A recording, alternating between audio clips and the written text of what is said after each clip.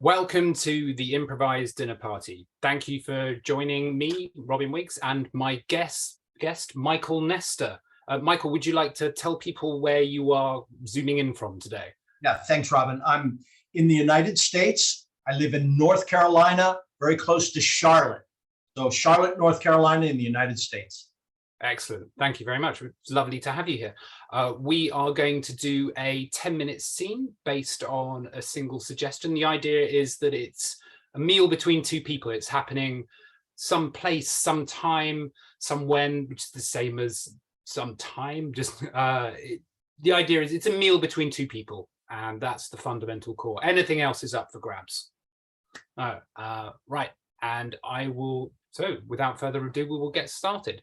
Our suggestion, after which we will go off camera, then come back on again and start the scene, is avocado. Avocado.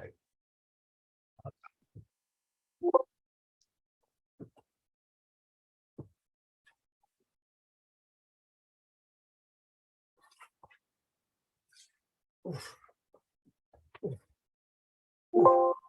Oof.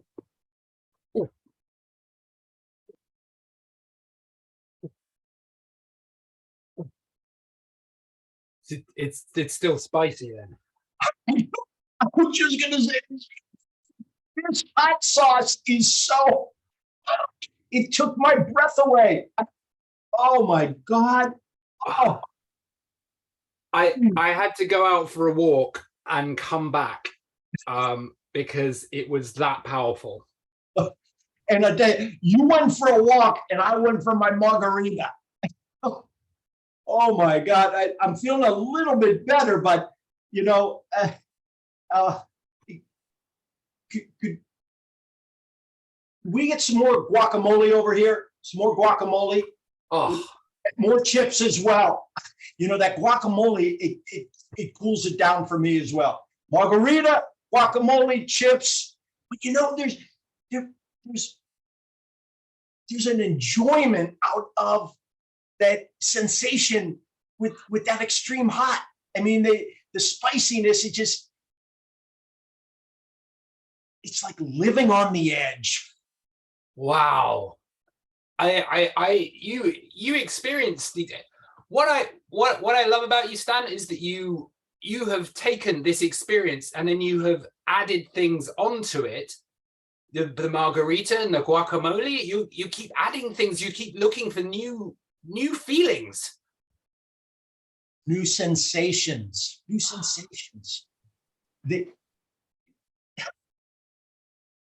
Richard, when we talk about feelings though, and I just want to interrupt a little bit because you use the word feelings. When I think of feelings, that's the way I feel about you. There's feelings. For food, it's more about sensations. Oh, feelings. Feelings. What kind of feelings do you have? Richard, we've known each other for, Jesus, almost 30 years now. We have been through so much that the connection that we have is, it's beautiful to me, and that's why I love spending time with you. You relish every moment, don't you? You really do. I'm caught up sometimes. I have the hot sauce and I feel my tongue burning, and it's like I have to get away. It's like I had to pull myself back. And I mean, you literally did. You left the room. You had to go for a walk while I'm diving into margarita. You're taking a walk. It's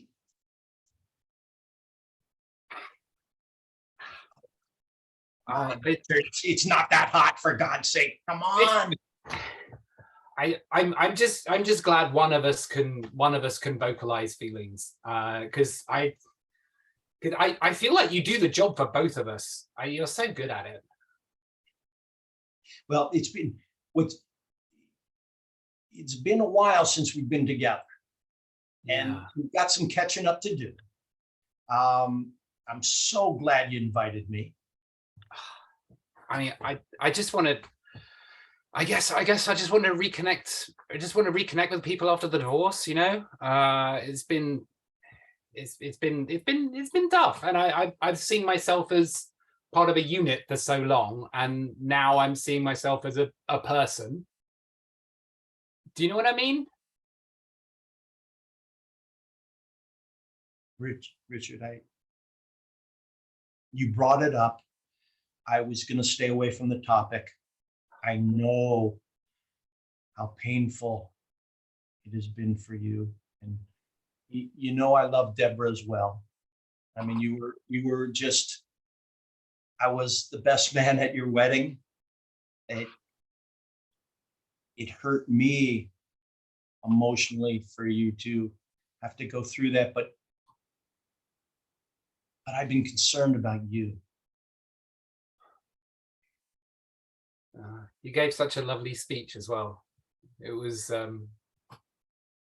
beautiful.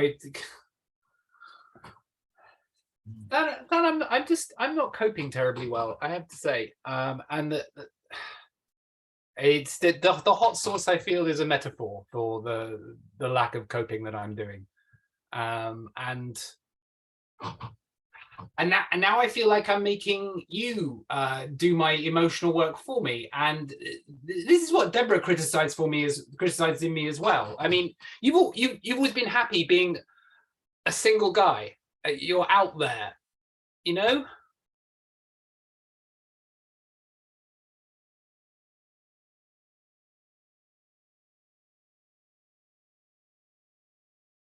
I envy that. And it's interesting because while I do enjoy the freedom of bachelorhood, I've always looked at you with such envy. The security, the partnership, the companionship that you had with Deborah was beautiful. And I don't want to keep talking about it, Richard, because I know it's painful for you. It's painful. And I know a little bit of the story. Robert gave me some of the insights. Robert told you. Robert told you about it. Richard, I mean, I can't imagine. You walked in on her with Robert. Yes. Son of a bitch. Did he admit that little detail? Yes. Yes.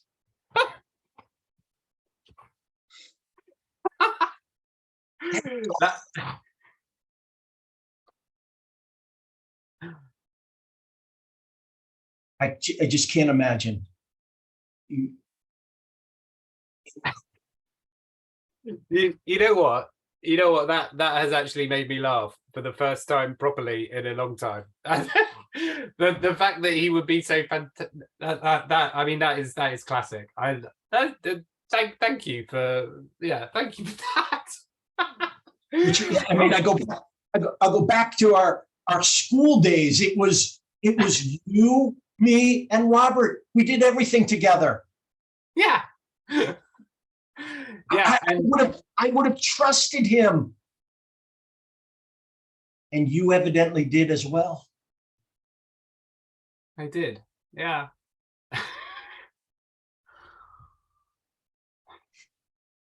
It's a 2 in a friendship is easier than a 3, though, isn't it? That's what I always think. A 2 in a friendship is easier than a 3. I mean, you two can carry on being friends if you like. Me and him, obviously we're not. But this sheds a new light on things. I don't know how I am going to be able to trust him in the future.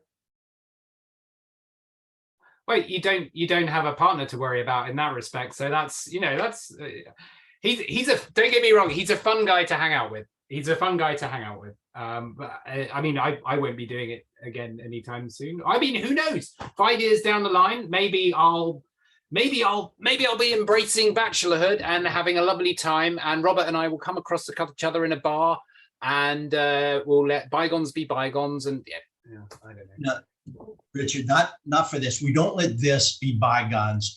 You and I having drinks at the bar, a nice big stout, and Robert comes in, I'm going to punch him right in the nose. I want you to stay out of it. I want you to stay out of it. I got your back. I got your back. He has crossed the line.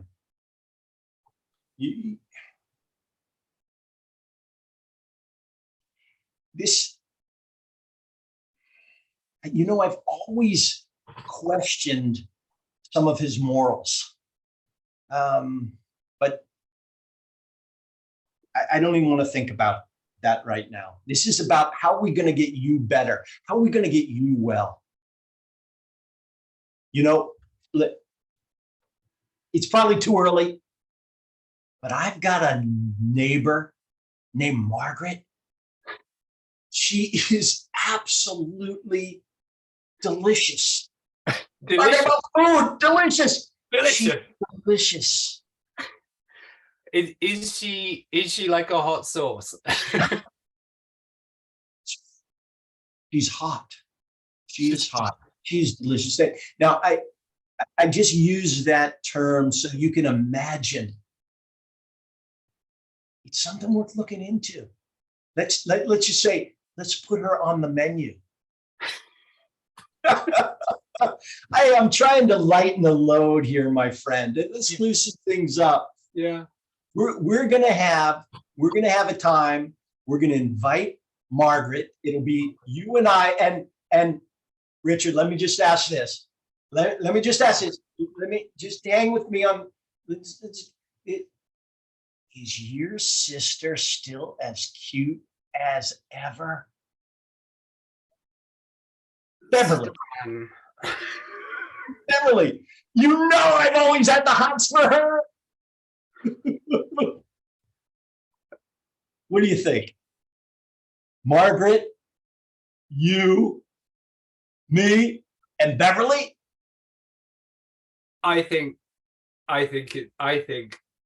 it's a double date. It's gonna work. This is gonna work. You're all right. Okay. And here are the drinks. And do you know what? Thank you. I have completely forgotten about the burn on my tongue now. And I've forgotten about a lot of other things as well. You know what? And that's what friendship is all about. It's about building these bonds and having each other's back and thinking about Robert's bloody nose the next time I meet him. This is about taking care of one another. And I will always be there for you. And I look so forward to our time with Beverly and Margaret and you and I. And we're going to go have some nice, spicy Mexican food. And we're going to turn it up. That we are, my friend. That we are. Cheers. Cheers, my friend.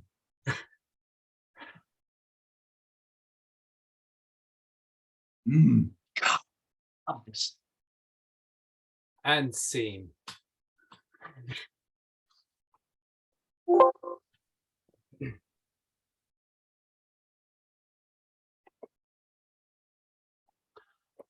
Oh, thank you very much for that, Michael. That was lovely. Yeah. Avocado guacamole. Yes, there it was. Yeah, excellent. Oh, that was lovely. Thank you very much. So I'd like to talk to you about your experience in improv, if I could for a moment, please. That's great. So I got started in improv probably 15 years ago. And I stumbled on it this way. I was a corporate worker, a corporate person, a corporate executive working in a very large global company. And in my role, part of it was organizational effectiveness. How do we make teams work better together? How do we go through big transformations? How do we develop our leaders? And I stumbled upon this thing called applied improvisation. And I started using the tools and methods of improv in teaching executives how to communicate better, how to have empathy, how to be creative, and how to build teams. And it worked out beautifully. And I continued to expand and introduce something into this large corporation called business theater, where we would bring groups together that are going through a major transformation. I happened to be working in mergers and acquisitions at the time. So we would buy a company and be blending cultures, and we would create these theatrical performances where each of the groups would, on stage, improvise their thoughts about the other company's culture. And then we would reflect on it. So it was really a way of them expressing themselves and sharing what they thought about the other culture, and then debriefing about what they felt was accurate, not accurate, and build that communication. So that really got me excited. And I started reading more and more about improv, and really did a deep dive into Viola Spolin's work and jumping into those tools. And I got introduced to a local improv group. I happened to be living in Pittsburgh at the time and working with what they call the Steel City Improv Group, and worked with them and got introduced to actually performing, and continued doing that through the years. Started a couple small improv groups where I could play and practice myself. And then the pandemic hit, and it opened up this wonderful world of online improv where I've had the opportunity to work with and learn from so many great improv teachers, and meeting people like you, Robin, and many friends around the world. And since that time, I have continued to launch in-person improv. And right now I'm the leader and artistic director of the Trilogy Improvisational Theater Group that I do here in the local community. So I'm getting my hands-on improv work with them, and at the same time continue to stay connected to online improv, which is a very different feel for me, and in many times more intimate. I really love online improv. Just having the ability to focus face to face like we're doing right now gets to a deeper level of intimacy than I find when I'm working on stage with an audience, and just the noise and the potential distractions. This is really one-on-one intimacy, and I absolutely love that feel. It's that's a really interesting observation about the intimacy of it, because I remember when online improv started, a lot of the conversation was about eye contact, because it's something that's almost fetishized in improv, I would say. Like the way people talk about it, it's all, look in your partner's eyes and so forth. And I remember people coming up with lots of different cheats with sort of mirrors and so forth to do that. But I found, as you were saying, that you can have a really, really good connection with someone in that way, even though you don't have the eye contact, which is really interesting. Two things sort of jumped out at me when you were talking. Can you give me an example of the business theatre? Exactly, like how they might represent the other culture? Sure. So an example would be a big corporation that you would have heard of purchases another piece of another organization. We bring them together, and maybe we would have the top 100 executives from both of these companies come to a big conference. And as part of the conference, it would be the typical business speeches and meetings, and this is the implementation plan. And a piece of that, almost as entertainment, would be a workshop that I would lead that would explain the concepts of improv and some of the primary skills and talents that you would use to build up the creativity, the communications, the listening, so important, the listening, those type of things. And together, I would put them in groups and give them a task. I want you to build a performance to demonstrate to the other company what you think represents their culture.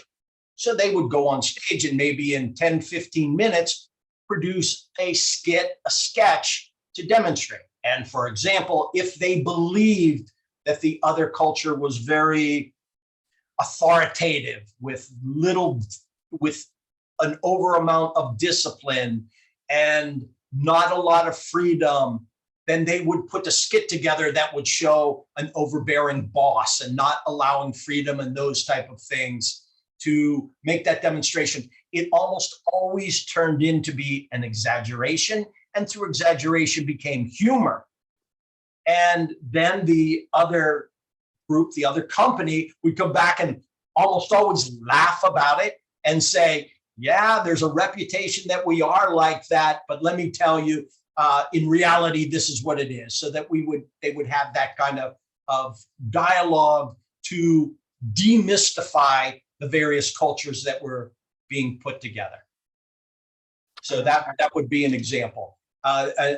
Also in that, with most organizations and cultures, they have written values and behavioral statements.